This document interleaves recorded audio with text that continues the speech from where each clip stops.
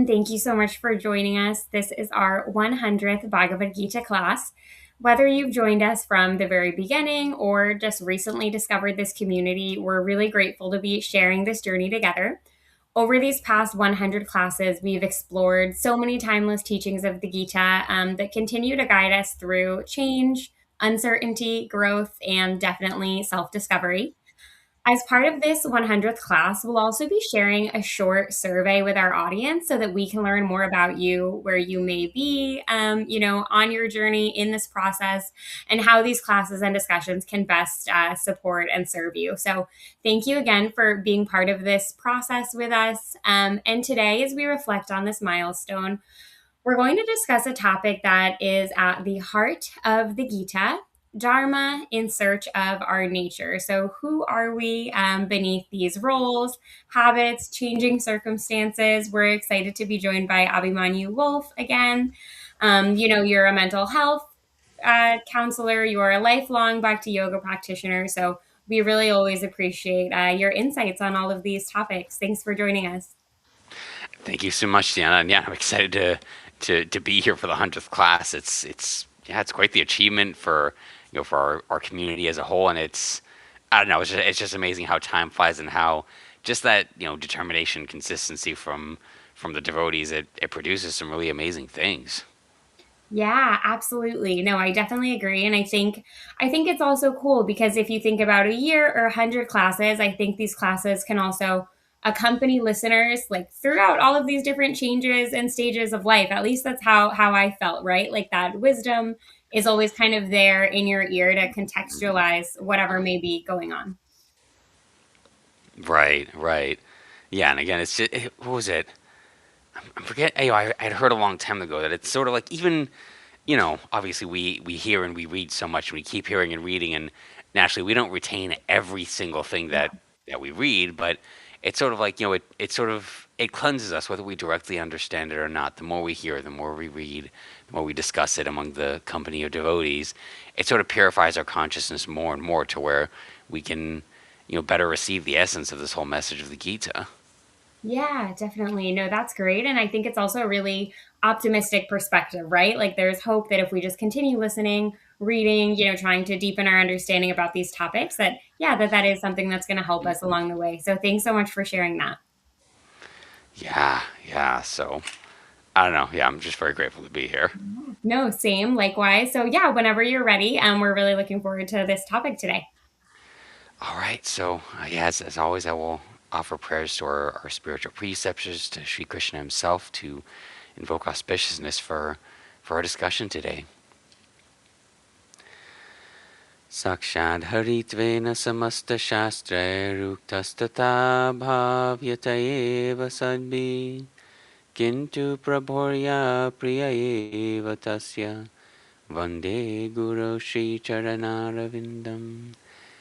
Yasya prasadad bhagavat prasado yasya prasadan nagati kutopi dhyayanstu stasya yashastri sandhyam vande guru shri charanaravindam. Vancha kalpatarubhyascha kripa sindhubhya eva cha patitanang pavanebhyo vaishnavebhyo namo namaha. Jaya Shri Krishna Chaitanya Prabhu Nityananda Shri Advaita Gadadhara Shivasadi Shri Gaura Bhakta Vrinda. Hare Krishna Krishna Krishna Hare Hare, Hare Rama Rama Rama Hare Hare.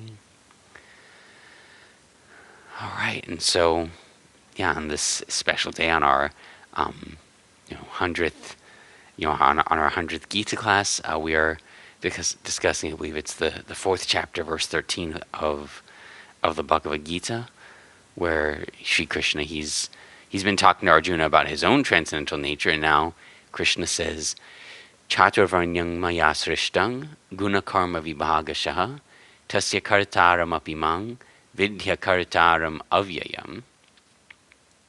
According to the three modes of material nature and the work ascribed to them, the four divisions of human society were created by me. And although I am the creator of this system, you should know that I am yet the non-doer, being unchangeable. And so, two things are being discussed in this verse. He's talking about our conditioned nature in this world, and so Varnashram Dharma, it's very much something that's applicable, kind of you could say in our daily lives, and in the search of, let's say, one level of our nature. And then Krishna, he's also, the second half of this verse, Krishna is still talking about his own transcendental spiritual nature, as he has been for many verses now.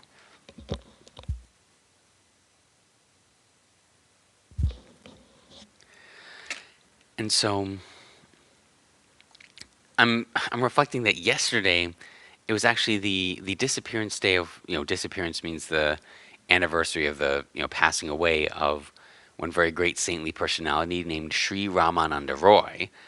He was present on this earth around 500 years ago or so, and so he's famous for what's known as the Ramananda Samvad, the discussion between Lord Chaitanya, who is Sri Krishna's incarnation about 500 years ago in the age of Kali, and and then Ramananda Roy was a very great devotee. Ramananda Roy, he was, what was it? I believe of the Kayasta class, if I remember correctly. That his Varna, if you will, and again, Varna means one's you know division in the human society based on his modes of nature. That he had a sort of government managerial position, but he was considered more, almost like the laborer class.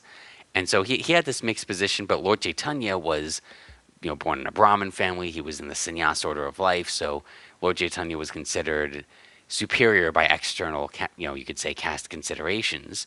And yet, Lord Chaitanya was taking instruction from Sri Ramananda Roy because he saw that, okay, no, we're seeing on the spiritual platform here, and there's something very valuable that I want to learn from Ramananda Roy. And so they have this famous discussion, the Ramananda Samvad, where Lord Chaitanya asks Ramananda Roy, what is the ultimate goal of life, and what is the process to obtain it? And whatever you tell me, please quote relevant references from the scriptures. We do not follow the ascending path of mental speculation in order to understand the absolute truth. As Krishna described earlier in this chapter, evang parampara praptam imang rajarshayo vidu, that this transcendental knowledge, it's passed in disciplic succession from spiritual master to disciple, from spiritual master to disciple. The fruit is handed, from branch to branch to branch down the tree. It's not just dropped off the top. And so the very first answer that Ramananda Roy gives is that Varnashram Dharma, by performing our occupational duty in this world, we please Lord Vishnu. This is the essence of all perfection. And he quoted a relevant reference from the scripture stating that by performing our duties in Varnashram, by performing our conditional duties, and by working according to our nature, we please Lord Vishnu, the Supreme Personality of Godhead. And Lord Chaitanya, it's very interesting. His answer, Lord Chaitanya said, "This is external. Please tell me something more." In this conversation, it's a common topic of discussion among devotees, especially for it starts off at a very, you know, fundamental level like this, talking about Varnashram, talking about how the combination of the modes of material nature that we have in our psyche, and what's our dharma in terms of what are how are we inclined to work. The varnas, these occupational divisions, are based on what what modes of material nature are prominent in me, and thus what types of work are suitable for my nature that I'll actually be most competent, enlivened, happy in. And so this is ultimately based on the modes of material nature. It's not based on the soul itself. So on one hand, in the most practical sense, yes, this is my sort of inborn nature, you could say, and it is very important to find it. And yet Lord Chaitanya said, this is external. Tell me something more. Because, again, as a conscious entity, as the spirit soul, I am not of the modes of material nature. I am something transcendental, something spiritual, something that's ultimately beyond the modes of material nature and is meant to live beyond it. Excuse me.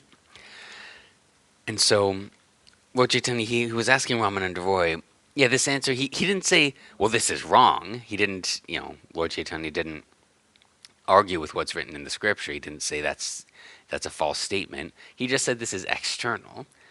And on one hand, as spiritual practitioners, sometimes you know, we can want to maybe bypass our own nature. We can want to sort of jump to really higher esoteric levels of realization. We can, sometimes we can even not like our own nature, not like the responsibility that comes with working according to our own nature. And we can say, well, no, I just want to be spiritual. I just want to be maybe completely detached from this world. I know this world is a temporary place full of suffering. Dukkhalayam ashashvatam, as Krishna says later in the Gita. And while it's discussed that following the Varnashram Dharma system, it's not maybe ontologically or absolutely essential for spiritual realization. In a certain very practical sense, it is very essential for our self realization when when we're living in this world and we're not really living according to our nature. For example, if somebody has the drive for higher education, but due to life circumstance, they're having to work in a job that demands hard labor. Their mind is probably going to, mind and heart will probably be highly unsatisfied, and it can realistically be very tough to focus on our spirit, on what we need for our spiritual advancement, if if our spirit, so to speak, or if our liveliness is being deadened by, by working in ways that are not natural for us, that are not in line with the modes of nature that we're born with.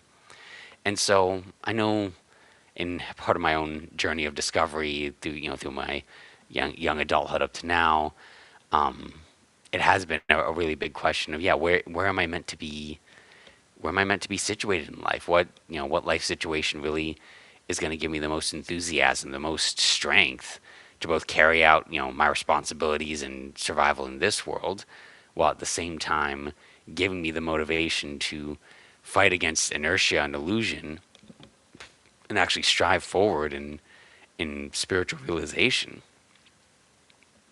There was the famous pastime of Gajendra, where this in the Srimad Bhagavatam in the eighth canto, it's described that there was the king of elephants. He had many wives around him, and just by his footsteps, many animals, even lions and tigers in the jungle would run away. But at one point, while this elephant was, I believe, bathing in the water, a crocodile grabbed hold of its leg, and for such a long time, the elephant and crocodile were battling back and forth. And it's explained that normally speaking, the elephant should be much stronger than the crocodile and should always win. But because the elephant was in an unnatural environment, the elephant was losing the battle, and the elephant could tell my strength is waning.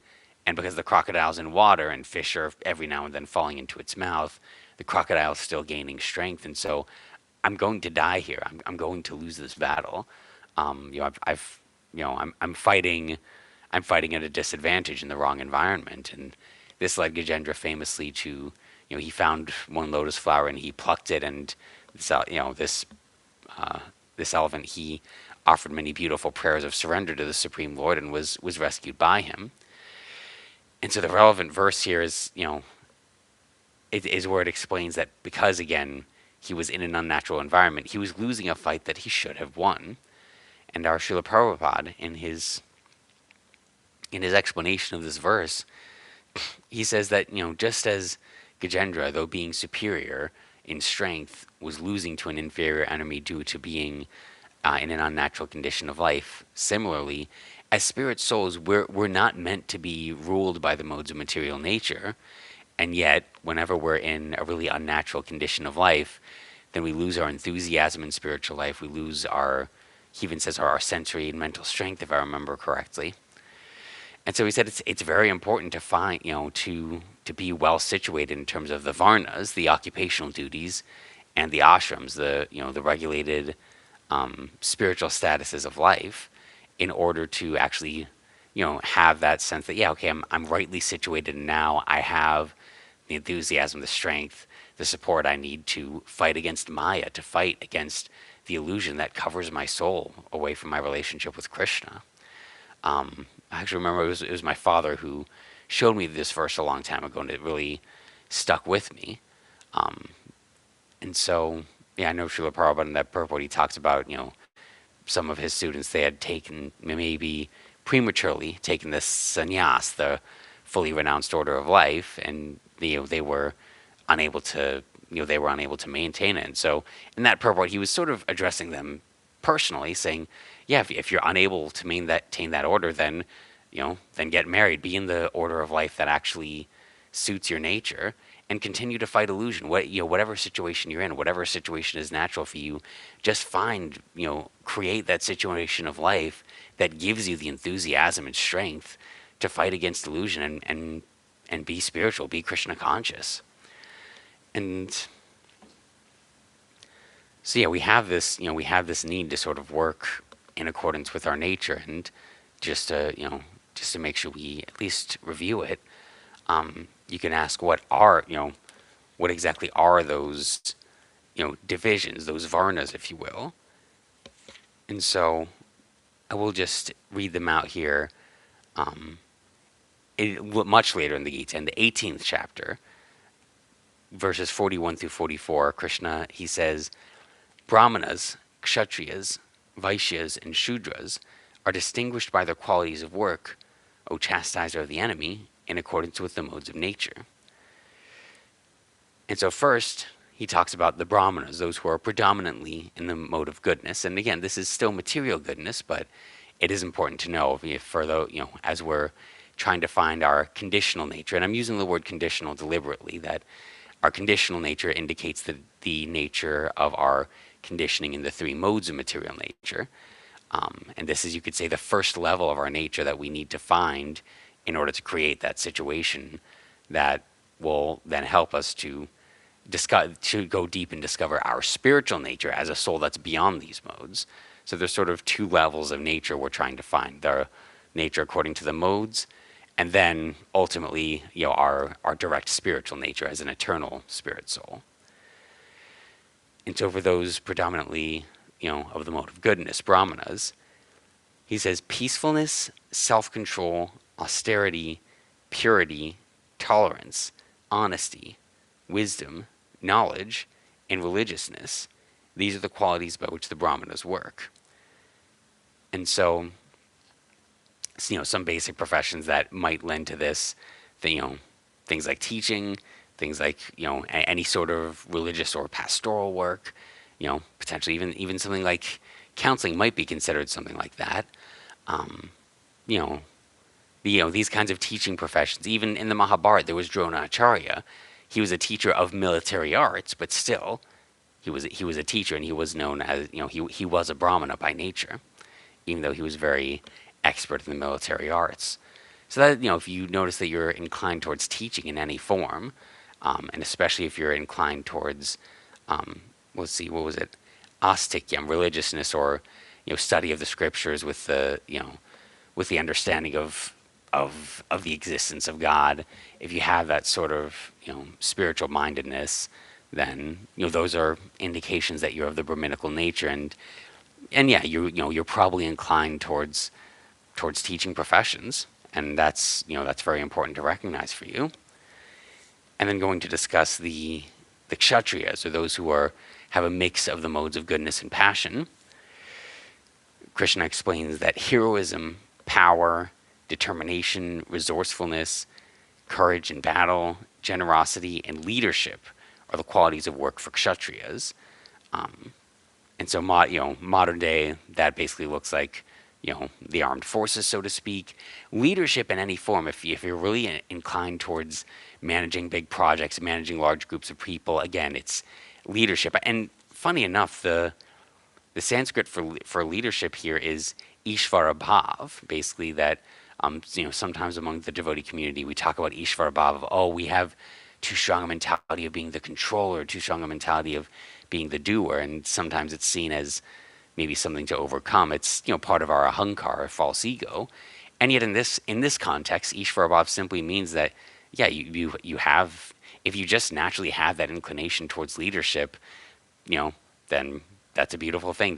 That is where you're meant to be situated in the modes of material nature, as you're sort of uncovering your varna, your occupation, it's important to recognize, yeah, if I'm inclined towards leadership, then let me put myself in a position of leadership. Let me strive for that position so that I can actually, use my gifts well. Then the next verse talks about the Vaishyas and the Shudras. Vaishyas are those who have a predominant mix of both the modes of passion and ignorance, and the Shudras have a predominant mix of the mode of ignorance. So Krishna says, farming, cow protection, and business are the qualities of work for the Vaishyas, and for the Shudras, there is labor and service to others. And so, again, Vaishyas, so farming, that's pretty self-explanatory, being able to grow off the land. Cow protection specifically, or sometimes it's said, the protection and hosting of animals in general, and business. If you have that entrepreneurial mindset, you may have those relatives who are saying, oh, you just need to get a regular job and just get something a little more stable, and for a time you may be willing to do so. And I mean, as ideal as it is to try and be situated in our nature according to the Varnas, sometimes, I mean, especially with the way that education goes in today's day and age, it can take, sometimes a painfully long time until we're really situated well in our Varna. And so, yeah, even if you have an entrepreneurial spirit, sometimes we have to accept a 9 to 5, so to speak, to kind of build up our savings so that we actually can do our entrepreneurial endeavors. But if you have that really strong drive, again, if that's something born of your nature, you have to find a way to pursue it, even if it's okay. Well, I have something consistent enough to survive off of, but then I need to sort of go the extra mile for my own nature, and yeah, maybe it's start a side business and get to the point where I can live off of my own business instead of working just working a salaried position. If you're a Vaishya, you wouldn't sit well with if you have that nature, you wouldn't sit well with just being salaried. And so it's important to pay attention to that, and yeah, allow that nature to flourish, allow that sort of independence to flourish. And the curious thing about the Shudras, or those who are predominantly in the mode of ignorance, it said for the Shudras there is labor and service to others. And I know Srila Prabhupada, he mentions that in a certain ideal sense, the Shudras are the only ones of the caste system who are, you could say, employed and salaried by the higher castes. That all three of the first ones mentioned are meant to work independently. They're not meant to be salaried. And he even explained that in all societies around the world, whether they're familiar with the ideas of varnas and ashrams or not, there is always going to be some semblance of varnashram, of these varnas, because again, they're born of the modes of material nature. In any society, any country of the world, there's people of all kinds of modes of material nature. And so in every society, there's sort of an intellectual class. There are the soldiers, the administrative class, you could say, the politicians, the lawyers. Again, it's that fighting nature. Every society has its business owners, its corporate owners. Obviously, farmers are always there. Unfortunately, cow protection has severely declined in society, and so now it's more just herding of cows for slaughter, which is a very big sign of Kali Yuga. You could say the age of quarrel, the age of hypocrisy. That though we take the milk from the cow, and thus the cow is considered a mother to us, but still the cows are still being slaughtered by the millions. And so cow protection has practically gone out the window for the most part. I know within the devotee community, there are many farm communities where there's at least an endeavor for cow protection, and definitely in India and Vrindavan there are large goshalas. So there's some movement for cow protection, but unfortunately in the world at large, the opposite is going on to our great detriment. It's a great cause of pollution for this world. And so that is showing a great decline in this natural born varnashram system. But yeah, every society, it does have its business owners, its farmers, and every society, I think they call it the blue collar class, where basically they're employed, they do manual labor. So yeah, every society has some semblance of these, and in the varnashram system proper, Srila Prabhupada explains that yeah, the upper three classes mentioned here, they're meant to work independently. And unfortunately, the university system, I think Srila Prabhupada even explained, and trains us to go with our big degrees, our bachelors, our masters, our PhDs. It sort of teaches us to go with our degrees in hand and almost beg like a dog for somebody to employ us. That a dog needs a master in order to survive. And so all of our high education sort of trains us to, yeah, take our degree and beg like a dog for employment. And so, I mean, I know just reflecting on my personal experience, now, thankfully, I am, able to work independently, run my own business.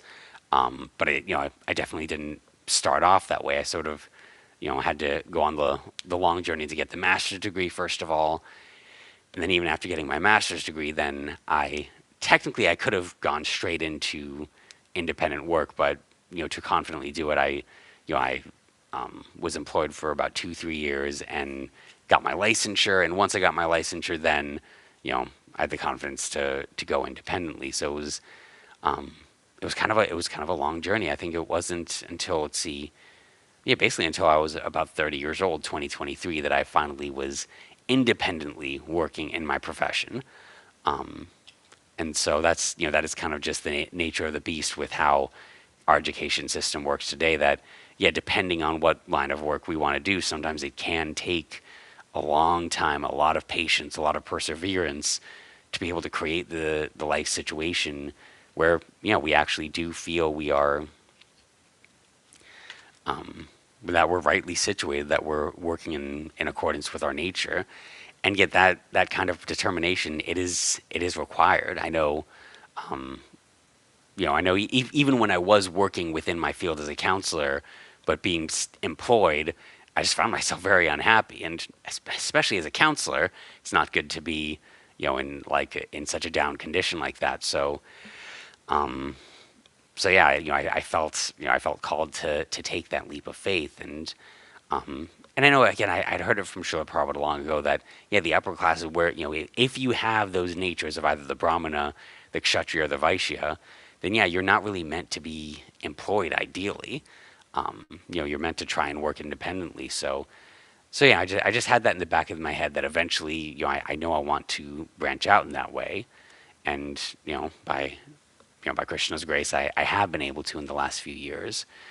So it's something to keep in mind as we're, discovering first our conditional nature. Again, if I know, and again, for some of us, we may find that at least at this stage of life, or maybe in general, actually, no, I do just genuinely feel better being salaried. These varnas, it's sort of given in this almost hierarchy sometimes, but at the same time, it's important, not to see it in those terms, because again, these are ultimately divisions based on material nature. It's not necessarily superiority or inferiority or anything like that. It's just about recognizing where where we're at in the modes of nature, and then doing what's actually most favorable for us.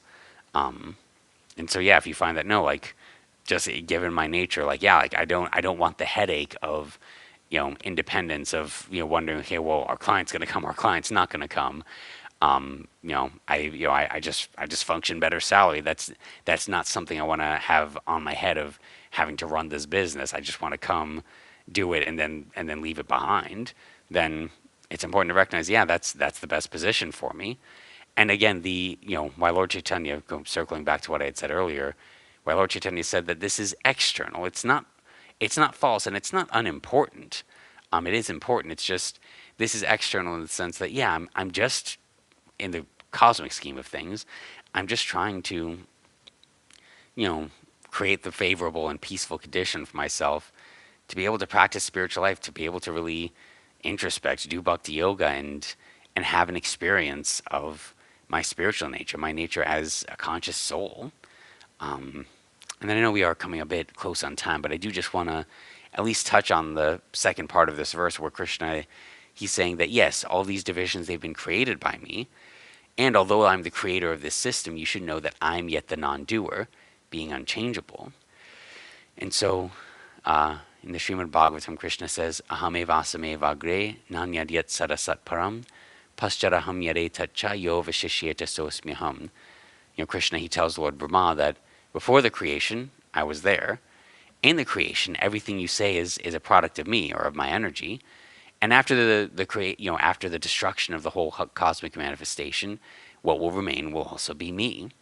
So Krishna is saying that, yeah, I'm the creator, the initiator of everything in this creation, including these varnas, these occupational duties that are born of the modes of nature. And yet at the same time, I'm not the direct creator. That it's through my material nature that these things are affected, and I myself am not affected by the workings of these varnas. I am not under the three modes of material nature. I'm not under, I'm not limited to these varnas, these ashrams.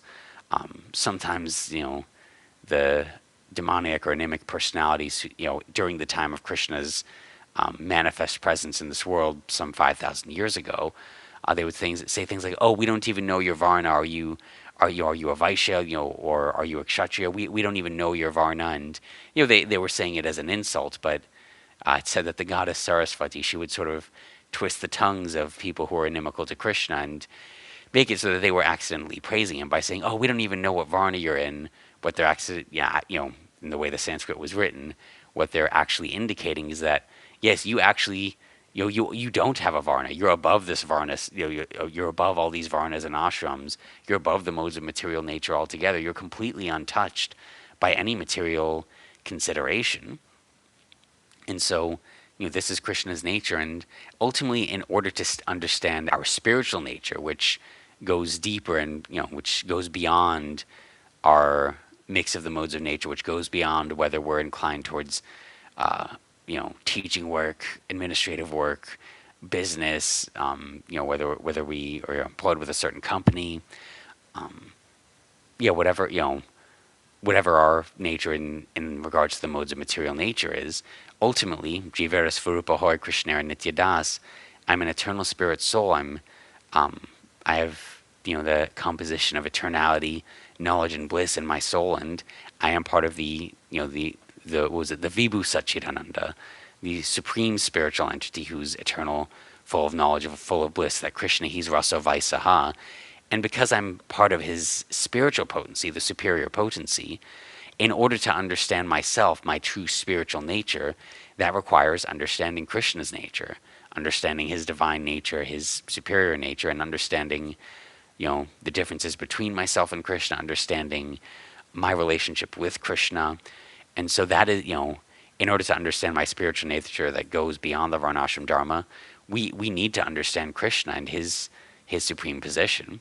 And so Krishna, he's telling us this side by side. He's telling us what we need to know in order to be well situated in this world so that our mind can be peaceful enough to really dive deep into our spiritual realization and cultivate our relationship with him very actively.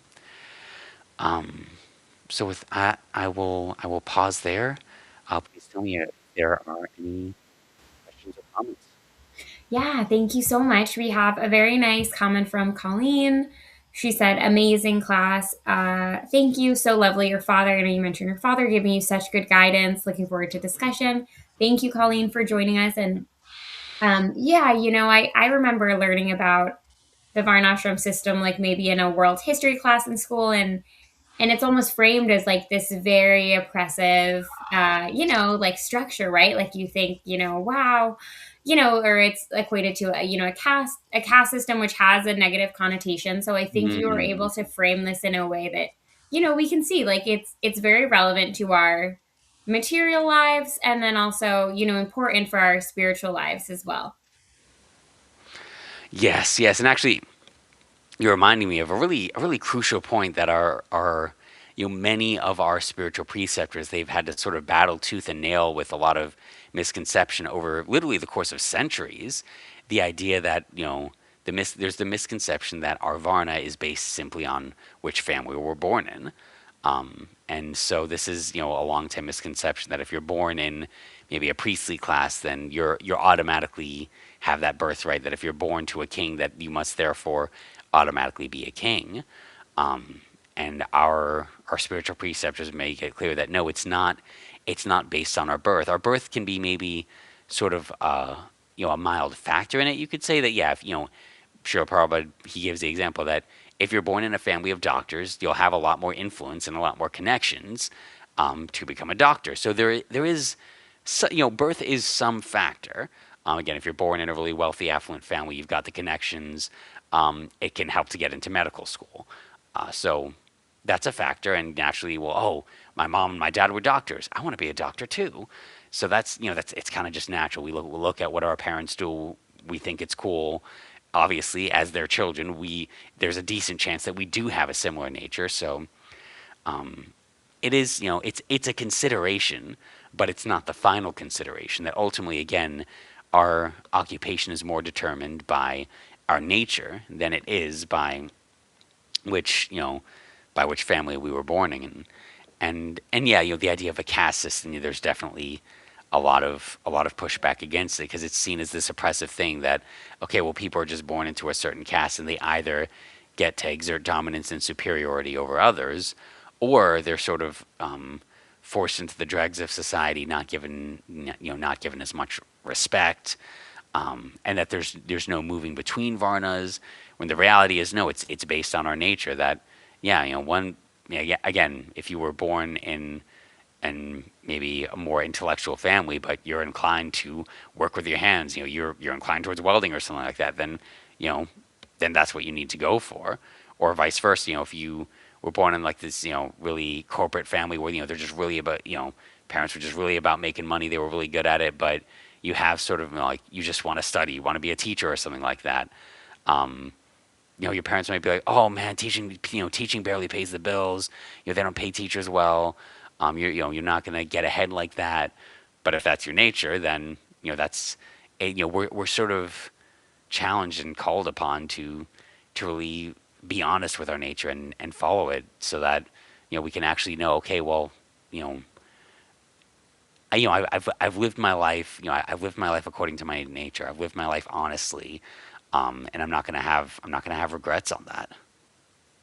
Yeah, definitely. And I think we all know what it's like to just have a job that you love, or maybe, a job that you hate, right? Like you're just like, Yes. I Yes. can't do it. So, I mean, I guess in terms of doing this work, like you mentioned, our conditional nature and our spiritual nature, right? Like, Yes. Yes. do you think it's just, should we just try to be really in tune to like how we feel when we're doing certain things, how we're reacting to different things, or how do we start to determine, like, what is my nature in the sense? Right.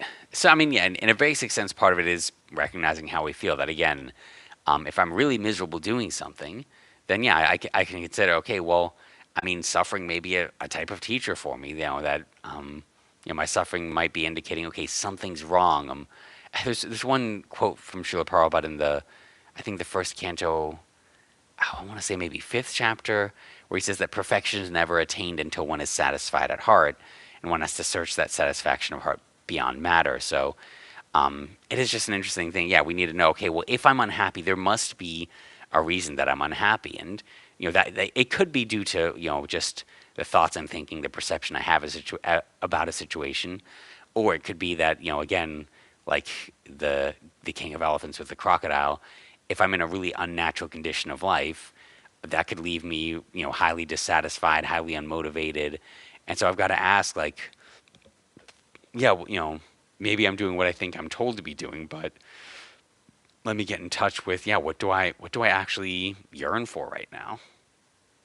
Yeah, no, that's very helpful. I mean, yeah, I think sometimes we do stuff without even thinking about it or asking ourselves that question, like, do I like this? Do I feel good doing this? Is this sustainable for me? So, thank you so much for encouraging that. And I think, yeah, that those are definitely topics that we can reflect on as we go throughout our week and our lives, like, working, studying, whatever we may be doing, and then just, yeah, reflecting on, how that's also working for us, I guess. Right. Yeah, and it's just, it's sort of like, we have to just keep going until we find it, until we find, yeah, I actually know, like, this is what I love to be doing. This is, when this is when work starts to not feel so much like work anymore. Yeah, absolutely. No, that's a great point to reflect on. And I'm so glad that we got to touch this topic in our 100th Gita class. Thank you so much for being here with us. And to everyone who's joining us, we will be sharing a brief survey. It's anonymous, but it's just for our listeners to help get to know you more, learn more about, if you find these classes helpful, what would you like to hear more about? So we're going to be posting it in the comments. Feel free to take a few minutes to complete it, and we'd really appreciate learning more about your insights and your perspective. Thanks everyone again for joining us throughout the year and today for this class. We look forward to seeing you again Monday at 7:30 p.m. And thanks again, Abhimanyu, for joining us today. Thank you so much.